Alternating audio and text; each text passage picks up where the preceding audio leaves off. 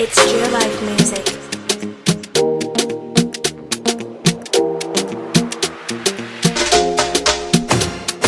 Let me tell you a little secret. If you don't know how to cook, and the best recipes that you will need to make your food taste yummy for everyone. What Dada's FoodCrave kitchen today, and she will show you everything you need to know. A woman that will cook everything for you with a smile on her face every day.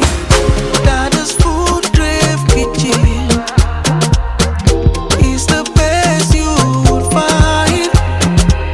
With Dada's FoodCrave kitchen, you can cook anything. Dada's FoodCrave kitchen is the best you would find. With Dada's FoodCrave kitchen, you can cook anything.